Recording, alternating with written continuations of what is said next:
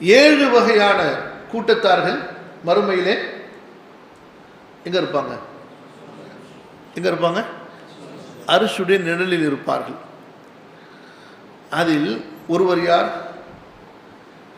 ஷாபுன் நஷஅ ஃபீ இபாதத்தில்லாஹ், அல்லாஹ்வுடைய இபாதத்தில் வளர்ந்த வாலிபர். சாப்பிட்டு வளர்ந்தவர் அல்ல. எப்படி 3 வேளை சாப்பிட்டு ஹார்லிக்ஸ் குடிச்சு பூஸ்ட் குடிச்சு தெம்பா சத்துணவுலாம் சாப்பிட்டு என்ன புரியுதா உங்களுக்கு? அல்லாஹ் என்ன சொல்கிறாங்க? ரசூல் ஸல்லல்லாஹு அலைஹி வஸல்லம் என்ன சொன்னார்கள்? ஷாபுன் நஷஅ, இபாதத்தில் வளர்ந்த வாலிபர். அவருக்கு ஃபஜ்ர் மிஸ் ஆயிருக்காது,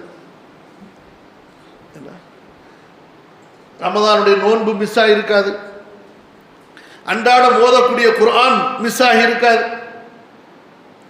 பெற்றோர்களுக்கு செய்ய வேண்டிய கடமை அவருக்கு தவறி இருக்காது, உறவுகளுக்கு செய்யக்கூடிய கடமை அவருக்கு தவறி இருக்காது, திக்ருகள் அவருக்கு தவறி இருக்காது, அல்லாஹ்விற்கு கொடுக்கக்கூடிய தனிமை அவருக்கு தவறி இருக்காது.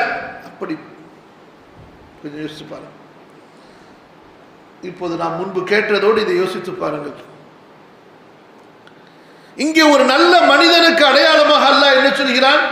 அவன் இபாதத்திலே வளர்ந்து வருவான். இபாதத்து செய்தவன் என்று அல்லாஹ் சொல்லவில்லை, ரசூல் ஸல்லல்லாஹு அலைஹி வஸல்லம் சொல்லவில்லை. எப்படி? இபாதத்தில் வளர்ந்தவர் என்று சொன்னார்கள் ரசூலுல்லாஹி ஸல்லல்லாஹு அலைஹி வஸல்லம். இபாதத்தில் வளர்ந்தவர், யா அர்ஹமர் ரஹீம், வளர்ந்த வாலிபர். அடுத்து என்ன கூறினார்கள்? வரஜுலுன் கல்புஹு முஅல்லகும் பில் மசாஜித். இன்னொரு மனிதர் யார்? அவருடைய உள்ளம் அல்லாஹ்வுடைய மஸ்ஜிதோடு கட்டப்பட்டிருக்கும், பிணைக்கப்பட்டிருக்கும், அல்லாஹ்வுடைய மஸ்ஜிதில் தொங்க விடப்பட்டிருக்கும். முஅல்லகுன் என்று சொன்னால் லைட் இப்படி தொங்க விடுறாங்கல்ல மேலே இருந்து, அந்த மாதிரி அவருடைய கல்பு மஸ்ஜிதிலே தொங்க விடப்பட்டிருக்கும். என்ன அர்த்தம்? இபாதத்துகளோடு அவருடைய அந்த தொடர்பு அப்படி இருக்கும். அல்லாஹ்வுடைய மஸ்ஜிதோடு அவருடைய தொடர்பு அப்படி இருக்கும். ஏன்? மஸ்ஜிதில் வந்தால்தான் குர்ஆன் ஓத முடியும், திக்ர் செய்ய முடியும், இஸ்திக்ஃபார் செய்ய முடியும், இல்லையா? எவ்வளவு நேரம் அதிகமாக நாம் மஸ்ஜிதிலே செலவழிக்கிறோமோ அவ்வளவு இபாதத்துகளை அதிகமாக செய்ய முடியும். சகோதரர்களே, அப்படியே நினைச்சு பாருங்கள். ஒவ்வொரு இபாதத்தை குறித்தும் அல்லாஹும் அல்லாஹ்வுடைய ரசூலும் சொல்லும் போது ஸல்லல்லாஹு அலைஹி வஸல்லம் அந்த இபாதத்தில் ஒன்றி விடுவதை, அந்த இபாதத்தோடு அப்படியே உருகி விடுவதைத்தான் நமக்கு சொல்லி இருக்கிறார்களே தவிர, இன்று நாம் செய்கிறோம் அல்லவா? தமிழ்ல உதாரணம் சொல்லுவாங்க.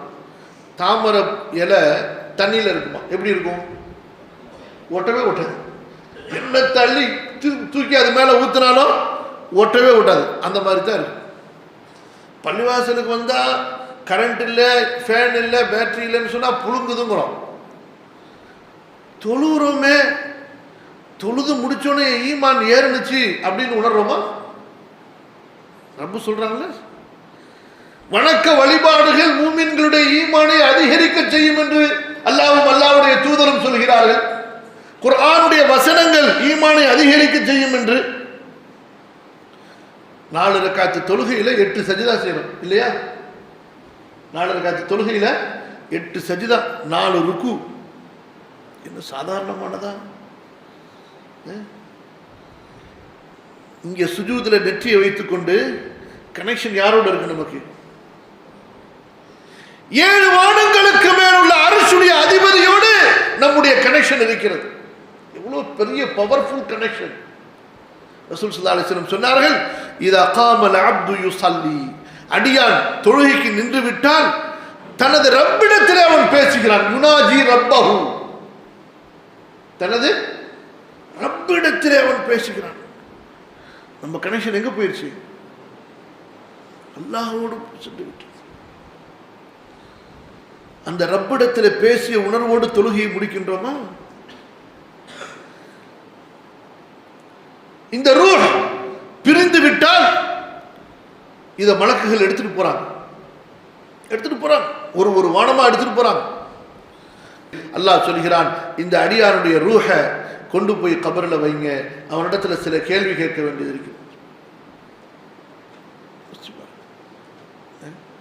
மூமினான அடியானாக இருந்தால், இதே பாவியாக இருந்தால் தூக்கிட்டு போகும்போதே ஒரு வானவரும் சீ என்ன நாத்தம் பிடிச்ச உயிர், யாருடைய உயிர் இது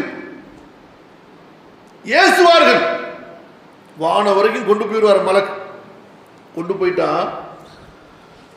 வானத்துடைய கதவு திறக்கப்படாது. அல்லாஹ் சொல்லுவான், சாத்துங்க இவனன்னு சொல்லிட்டு. அங்கேருந்து மலக்கு தூக்கி எறிவார் இந்த உயிரை. எங்க வந்து விழுவோம்? அதனுடைய கபூரில் வந்து விழுவும். ரசூல் ஸல்லல்லாஹு அலைஹி வஸல்லம் இந்த ஹதீஸை சொல்லிட்டு, உங்களுக்கு நம்பிக்கை வேண்டுமானால் சூரத்துல் ஹஜ்ஜுடைய வசனத்தை ஓதுங்கள். வமன் யுஷ்ரிக் பில்லாஹ் ஃபகஅன்னமா ஹர்ர மினஸ் ஸமா ஃபதக்தஃபுஹு அத்-தைர் அவ் தஹ்வி பிஹி ar-ரீஹ் ஃபீ மகானின் ஸஹீஹ். யார் அல்லாஹ்விற்கு ஷிர்க் செய்கிறானோ அவன் வானத்திலிருந்து தூக்கி எறியப்படுவான். பறவைகள் அவனை கொத்தி தின்றுவிடும். எப்படி இருக்கு அவருடைய நிலைமை? வானத்திலிருந்து உளுந்தா ஒரு மனுஷனுடைய நிலை எப்படி இருக்கு நினைச்சு பாருங்க. அப்படி சிதறியவனை பறவைகள் கீறி கிடித்தால் அடுத்து எப்படி இருக்கும் பாருங்க. அந்த நிலை ஒரு காஃபிருடைய நிலை.